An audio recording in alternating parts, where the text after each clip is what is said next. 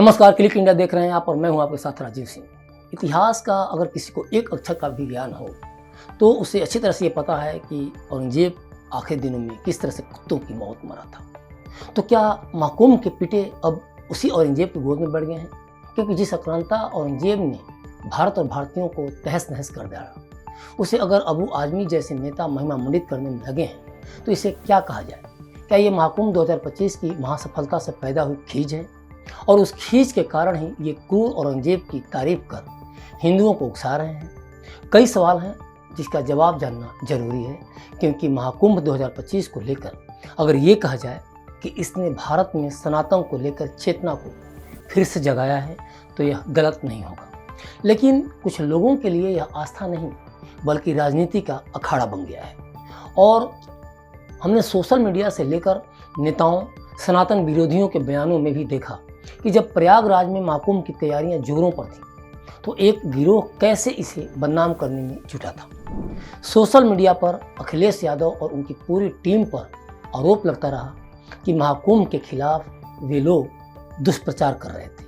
कभी इसे फिजूल खर्ची बताया गया, कभी भीड़ को लेकर अफवाहें फैलाई गई, जो कभी व्यवस्था को लेकर झूठ फैलाया गया।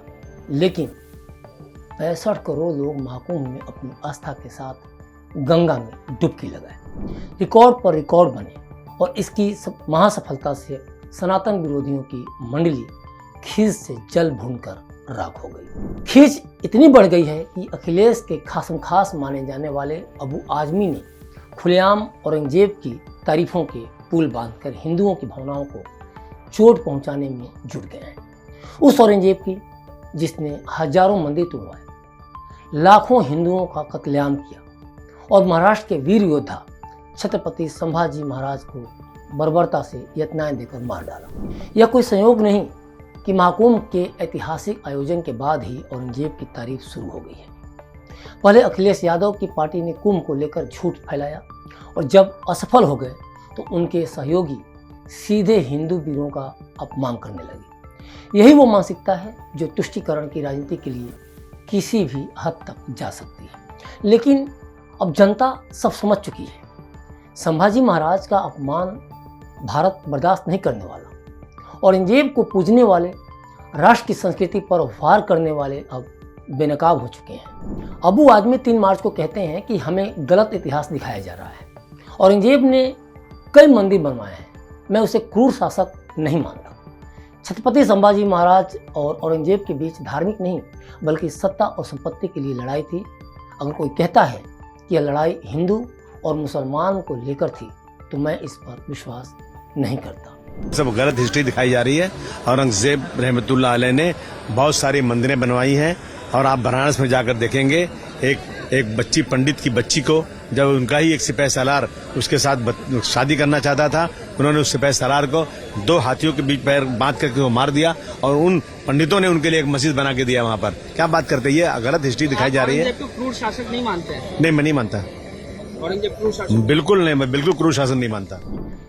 अबू आजमी द्वारा औरंगजेब को महान बताने वाले बयान पर जब देश भर में आक्रोश पनपता है तो वे 4 मार्च को सफाई देने लगते हैं कि मेरे शब्दों को तोड़ मरोड़ कर दिखाया गया है।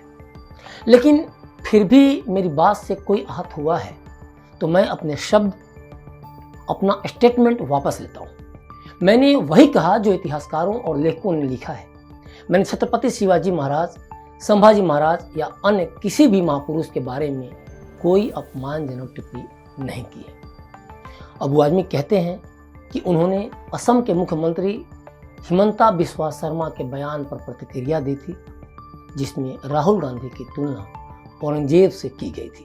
3 मार्च जब असेंबली खत्म हुई, जब मैं बाहर निकला तो टीवी वालों ने मुझसे कहा कि आसाम के मुख्यमंत्री ने राहुल गांधी को औरंगजेब की तरह पेश किया है कि उसके छवि उस तरह की। इस पर मैंने औरंगजेब रहमतुल्लाह अलैह के बारे में बोला, लेकिन इस बात को इतना बढ़ा दिया गया कि जैसे लगता है कि एक तूफान आ गया। मैंने किसी का अपमान नहीं किया। छत्रपति शिवाजी महाराज हो, छत्रपति संभाजी महाराज हो, डॉक्टर भीमराव अम्बेडकर हो, महात्मा ज्योतिबा फुले हो, राजश्री साहू महाराज हो, इन जैसे तमाम महान पुरुषों का हम आदर करते हैं और हमें आदर करना, पूरे देश को आदर करना चाहिए। हम आदर करते हैं। इन्होंने सारे समाज के लिए, सारे धर्म के लोगों को बराबर का दर्जा दिया था। मैंने इन हिस्टोरियन की लिखी हुई किताब, इनके स्टेटमेंट के ऊपर मैंने जो औरंगजेब की तारीफ किया, मैंने कभी अपने किसी महापुरुष या संभाजी महाराज हो, छत्रपति शिवाजी महाराज हो, उनके बारे में कोई एक लफ्ज गलत नहीं बोला है।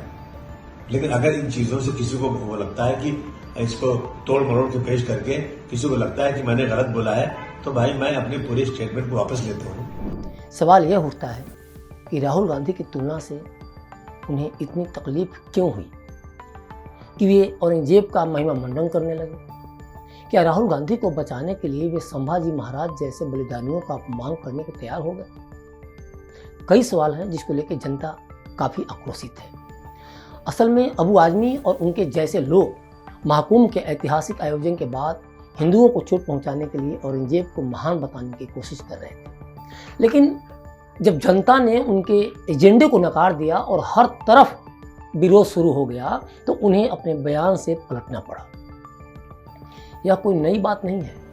जब भी देश की सनातनी विरासत पर हमला किया जाता है और जनता इसका विरोध करती है, तब ऐसे नेता माफी मांगने या सफाई देने लगते हैं। अगर अबू आजमी को अपने बयान पर यकीन था, तो उन्हें माफी मांगने की जरूरत क्यों पड़ी? अगर वे सच बोल रहे थे तो डर क्यों गए? क्योंकि साजिश नाकाम हो गई। जनता ने उनकी असली चाल पहचान ली है। इतिहास को देखें तो सच्चाई साफ है।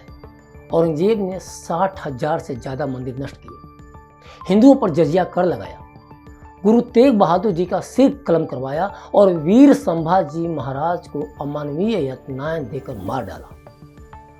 और इधर अबू आजमी औरंगजेब की तारीफ में कशीदे पढ़ रहे हैं। अबू आजमी जैसे लोग जब इतिहास के सबसे क्रूर शासकों का बचाव करते हैं, तो यह स्पष्ट हो जाता है कि उनका एजेंडा क्या है। मगर अब बयान बदलने या माफी मांगने से कुछ होने वाला नहीं है।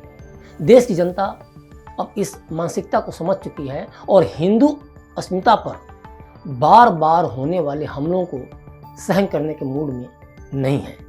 ऐसा तो है नहीं कि औरंगजेब से अबू आजमी जाकर मिले हों। इतिहास गवाह है कि औरंगजेब सत्ता के भूख में इतना अंधा हो गया था कि उसने अपने ही परिवार के खून से अपने सिंहासन को रंग दिया था। सबसे पहले उसने अपने सगे भाई दारा शिकोह को पकड़वाया, इस्लामिक कट्टरपंथियों से उसे काफिर घोषित करवाया और फिर बेरहमी से गला रेत कर उसकी हत्या कर दी। इतना ही नहीं, उसका कटा हुआ सिर उसने अपने पिता शाहजहां के पास भिजवा दिया ताकि वह डर और पीड़ा में जीते जी मर जाए। खुद औरंगजेब का पिता शाहजहां अपनी जीवनी में भी लिखता है कि खुदा करे कि ऐसा कमबख्त किसी को न पैदा हो। दारा शिकोह के बाद शाह शुजा के खिलाफ युद्ध छिड़ा गया। हार के बाद शुजा को मार दिया गया और उसकी पत्नी बेटियों को हरम में डाल दिया गया। उसने उस मुराद बख्श को भी धोखे से जहर देकर खत्म कर दिया, जिसने औरंगजेब को गद्दी तक पहुंचाने में मदद की। सोचिए कितना क्रूर था औरंगजेब। और इतना ही नहीं, औरंगजेब ने अपने ही पिता शाहजहां को कैद कर लिया और उसे आगरा के किले में मरने के लिए छोड़ दिया। शाहजहां के खाने पीने पर भी पाबंदी लगा दी गई। सोचिए, मुगल शासक था और यहां तक कि उसे पानी भी तय राशन में दिया जाता था। उसकी बेटी जहांआरा को भीख मांगकर अपने पिता के लिए खाना जुटाना पड़ा। जब शाहजहां की मौत हुई तो उसे बिना किसी सम्मान के दफना दिया गया। सोचिए कि यह क्रूरता नहीं थी तो और क्या थी। अगर वो अपने परिवार के लिए इतना क्रूर था, इतना क्रूएल था, तो भला हिंदुओं के लिए लिबरल कैसे हो सकता था? फिर अबू आजमी को औरंगजेब के ये लक्षण, उसका ये कैरेक्टर दिखा क्यों नहीं? अबू आजमी ने दावा किया कि औरंगजेब ने मंदिरों का निर्माण कराया, लेकिन इतिहास इसके बिल्कुल विपरीत है। काशी विश्वनाथ मंदिर, जो भारत की संस्कृति का प्रतीक था, उसे नष्ट कर वहां ज्ञानवापी मस्जिद बना दी गई। मथुरा के केशव देव मंदिर को तोड़कर वहां ईदगाह बनाई गई। सोमनाथ मंदिर, जिसे बार बार लूटा गया था, औरंगजेब ने उसे फिर से बर्बाद कर दिया। बात यहीं खत्म नहीं होती। लाखों हिंदुओं को जबरन धर्म परिवर्तन के लिए मजबूर किया उसने। क्या यह धार्मिक सहिष्णुता थी? जब अबू आजमी को उनके विवादित बयान के कारण विधानसभा से निलंबित किया, तो अखिलेश यादव 3 दिन तक चुप रहे। जैसे ही निलंबन हुआ, उन्होंने अबू आजमी के समर्थन में खुलकर बोलना शुरू कर दिया। आखिर ऐसा क्यों किया अखिलेश ने? क्या अखिलेश को अब इतिहास बदलना है? क्या वोट बैंक की राजनीति के लिए औरंगजेब को महान बनाने की साजिश रची जा रही है? यह कोई संयोग नहीं है, बल्कि एक सोची समझी रणनीति का हिस्सा है, जिसे अब भारत, या फिर कह सकते हैं भारत के वोटर या भारतीय जनता समझने लगी है। और यह कोई पहली बार नहीं है जब औरंगजेब जैसे कट्टर शासकों को महान बनाने की कोशिश की गई हो। वामपंथी इतिहासकारों और भारत के 5 मुस्लिम शिक्षा मंत्रियों ने मिलकर एक विकृत इतिहास तैयार किया और इस साजिश के तहत असली बलिदानियों को भुला दिया गया। विदेशी आक्रमणकारियों को, आक्रांताओं को नायक बना दिया गया भारत का, और स्कूल कॉलेजों में अधूरा और झूठा इतिहास पढ़ाया गया। इस तरह के लगातार आरोप लग रहे हैं। फिल्म छावा के रिलीज होते ही सेकुलर ब्रिगेड में हड़कंप मच जा रहा है। जैसे इस फिल्म में इतिहास का सच दिखाया गया, संभाजी महाराज की वीरता, औरंगजेब की क्रूरता और हिंदुओं का बलिदान की वास्तविकता को फिल्म में बहुत अच्छी तरह से दिखाया जा रहा है, तभी से एक तयशुदा नैरेटिव के रखवालों की बेचैनी साफ नजर आने लगी। यह वही गिरोह है जिसने द कश्मीर फाइल्स को भी झूठा बताया था, जबकि वह फिल्म कश्मीरी हिंदुओं के नरसंहार की वास्तविक घटनाओं पर आधारित थी। यह सवाल लगातार उठता है कि जब भी हिंदुओं पर हुए अत्याचारों की सच्चाई सामने आती है तो यह गुट एक साथ सक्रिय क्यों हो जाता है? क्यों इनकी संवेदनशीलता सिर्फ एक पक्ष के लिए होती है, लेकिन जब बात हिंदुओं के बलिदान की आती है तो इन्हें यह सांप्रदायिकता नजर आने लगती है। भारत को हमेशा से सोने की चिड़िया कहा जाता था, लेकिन इस समृद्धि में मुगलों का कोई योगदान नहीं था। वे यहाँ व्यापार करने नहीं बल्कि लूटने आए थे भारत को, और जमकर लूटा भी। इतिहास गवाह है कि तैमूर से लेकर औरंगजेब तक सभी विदेशी आक्रांताओं ने सिर्फ भारतीय धन, संस्कृति और सभ्यता को बर्बाद करने के इरादे से आए थे। मुगलों ने लाखों हिंदुओं का कत्लेआम किया, उनके मंदिर तोड़े और जबरन धर्मांतरण कराया। भारत की समृद्धि हिंदू राजाओं की वजह से थी, चाहे वो विक्रमादित्य हों, चोल हों, पाल हों, मौर्य हों, गुप्त हों या राजपूत राजा।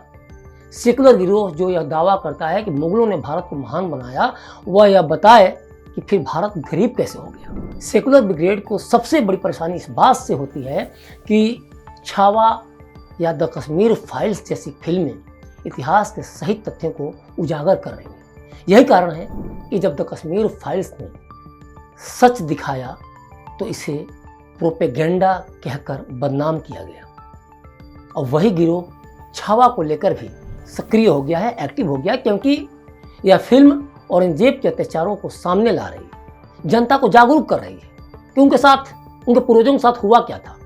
संभाजी महाराज के बलिदान की कहानी दिखाने से इन्हें समस्या क्यों है? क्या इन्हें सिर्फ आक्रांताओं का महिमा मंडन करना ही आता है? अबू आजमी जैसे नेता जब औरंगजेब को महान प्रशासक बताने की कोशिश करते हैं तो वे आधा सच ही सामने रखते हैं। वे यह तो बताते हैं कि औरंगजेब ने कुछ मंदिरों का पुनर्निर्माण करवाया, लेकिन यह नहीं बताते कि उसने हजारों प्राचीन मंदिरों को तुड़वाया भी। वे यह भी नहीं बताते कि भारत की संस्कृति, आस्था और पहचान पर सबसे ज्यादा हमला और सबसे बड़ा हमला करने वाला शासक औरंगजेब ही था। लेकिन यह कोई नई बात नहीं है। आज भी औरंगजेब की सोच जिंदा है, और यही देश की सबसे बड़ी चिंता है। आज भी कई राजनीतिक नेता और संगठन खुलेआम औरंगजेब की मानसिकता को आगे बढ़ा रहे हैं। ये वही लोग हैं जो सनातन संस्कृति पर सवाल उठाते हैं, लेकिन मुगलों के अत्याचारों पर चुप्पी साधे रखते हैं। जब ज्ञानवापी में शिवलिंग मिलता है तो ये न्यायालय के फैसले की अपील करते हैं, लेकिन वहां मंदिर तोड़कर बनाई गई मस्जिद को वैध ठहराने का प्रयास करते हैं। जब कश्मीर में हिंदू मारे गए तो इसे राजनीतिक मुद्दा कहकर नजरअंदाज किया गया, लेकिन मुगलों के अत्याचारों पर पर्दा डालने की हर संभव कोशिश की जाती है। अब यह कोई रहस्य नहीं है कि भारत में एक संगठित गिरोह सनातन संस्कृति के अस्तित्व पर हमला करने के लिए सक्रिय है। चाहे वह इतिहास को तोड़ने मरोड़ने की बात हो, न्यायालय में हिंदुओं के खिलाफ पैरवी करने की कोशिश हो, या फिर मंदिरों के अस्तित्व को अपमानित करने की मानसिकता, इन सब का उद्देश्य एक ही है। अब सवाल यह उठता है कि क्या ये आधुनिक औरंगजेब भारत के खिलाफ एक नई साजिश रच रहे हैं?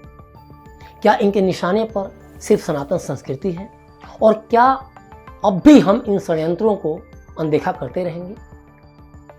यह लड़ाई अब केवल इतिहास की नहीं बल्कि भारत के भविष्य की है। हाल ही में अयोध्या में बने श्री राम मंदिर को ध्वस्त करने की साजिश का खुलासा हुआ है। तो ये यूं ही नहीं है। इस घृणित सोच को लेकर पैदा हुआ फरीदाबाद से गिरफ्तार 19 वर्षीय आतंकी के इरादे किसी एक व्यक्ति की सोच नहीं बल्कि एक गहरी साजिश का हिस्सा है, जिसका मकसद भारत में कट्टरता फैलाना और सनातन संस्कृति पर हमला करना है। यह आतंकी पाकिस्तान से जुड़े आतंकी संगठनों के संपर्क में था और उसके निशाने पर भारत का सांस्कृतिक और धार्मिक गौरव अयोध्या का श्री राम मंदिर था।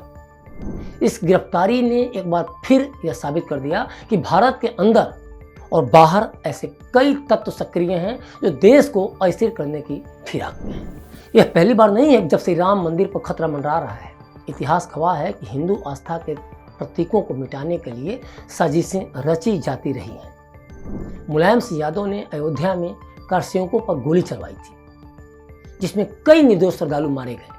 गोधरा में 2002 में 59 कारसेवकों को ट्रेन में जिंदा जला दिया गया था। साजिद रशीदी जैसे कट्टरपंथी खुलकर कह चुके हैं कि एक दिन राम मंदिर को फिर तोड़ दिया जाएगा। इस देश की एक हिस्ट्री लिखी जाएगी और हिस्ट्री ये लिखी जाएगी कि 1992 में बाबरी मस्जिद को तोड़ा गया और उसके बाद में उस वक्त के प्रधानमंत्री ने जाकर राम मंदिर का शिलान्यास किया, जो संविधान के बिल्कुल विरुद्ध है।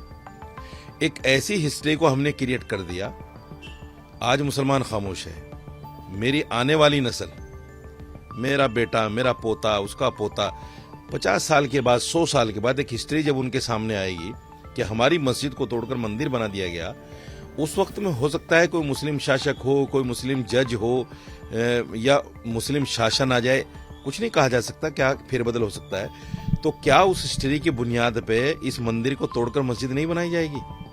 बिल्कुल बनाई जाएगी। यह बयान सिर्फ एक विचार नहीं बल्कि उन साजिशों का संकेत है जो आज भी इस देश के खिलाफ रची जा रही है। राम मंदिर को निशाना बनाने की यह साजिश सिर्फ पाकिस्तान से प्रेरित नहीं थी बल्कि इसके पीछे भारत में मौजूद उन ताकतों का भी हाथ है जो हमेशा आतंकवादियों के समर्थन में खड़ी नजर आती है। जब जब हिंदू आस्था की बात होती है तब तब कुछ राजनीतिक दल और नेता ऐसी गतिविधियों पर चुप्पी साध लेते हैं। ये वही लोग हैं जो आतंकियों को मासूम बताने लगते हैं, गोधरा जैसे नरसंहार की सच्चाई को दबाने की कोशिश करते हैं और हिंदू धार्मिक स्थलों को लेकर कट्टरपंथियों को उकसाते हैं। भारत में धार्मिक कट्टरता कोई नई बात नहीं है, लेकिन हाल के वर्षों में सरतन से जुदा गैंग का उभरना यह साबित करता है कि औरंगजेब की सोच आज भी जीवित है। इतिहास में औरंगजेब ने सिर्फ मंदिरों को तोड़ा ही नहीं बल्कि लाखों हिंदुओं का जबरन धर्म परिवर्तन करवाया, गुरु तेग बहादुर जी का सिर कलम करवाया और शिवाजी महाराज को कैद करने की साजिश रची। आज भी वही सोच जिंदा है जो उदयपुर में कन्हैया लाल की निर्मम हत्या करवाती है, अमरावती में उमेश कोल्हे को मारती है और बरेली में सरतन से जुदा की धमकियां देती है। अब आदमी को पार्टी से बाहर निकाल देना कोई बड़ी सजा नहीं है, यह महज एक दिखावा है, क्योंकि उनकी विचारधारा और एजेंडा जिंदा रहेगा। क्या पता उन्हें ओवैसी की पार्टी MIM अपने साथ जोड़ ले और वे पहले से भी ज़्यादा मुखर होकर बोले, कुछ भी हो सकता है। सवाल यह है कि यह सब एक सोची समझी रणनीति का हिस्सा तो नहीं है? क्या यह देश को गृहयुद्ध की तरफ धकेलने की तैयारी तो नहीं है? यह सोचने की बात है कि असली चुनौती केवल उन लोगों से नहीं है जो खुलेआम भारत विरोधी बयान देते हैं, बल्कि उन ताकतों से है जो ऊंचे पदों पर बैठकर देश की जड़ों को खोखला करने में लगे हुए हैं। ऐसे लोग सुप्रीम कोर्ट में, राजनीति में और मीडिया में मौजूद हैं जो किसी न किसी बहाने से इन विचारधाराओं को संरक्षण देते हैं। जब राम मंदिर का विरोध किया जाता है तब कौन लोग इसके खिलाफ याचिकाएं दायर करते हैं? जब गोधरा में कारसेवकों को जलाया जाता है तब किसने कहा कि यह स्वाभाविक प्रतिक्रिया थी? जब देश में सर तन से जुदा जैसे नारे गूंजते हैं तब अभिव्यक्ति की आजादी का तर्क देने वाले लोग कौन हैं? पिछले कुछ सालों में यह साफ देखा गया है कि एक विशेष वर्ग देश को अशांति फैलाने में या देश में अशांति फैलाने की लगातार कोशिश कर रहा है या देश को अशांत करने की लगातार कोशिश कर रहा है। पहले शाहीन बाग, फिर किसान आंदोलन, फिर हिजाब विवाद और अब अबू आदमी जैसे लोग खुलेआम भारत के इतिहास को तोड़ मरोड़ कर पेश कर रहे हैं।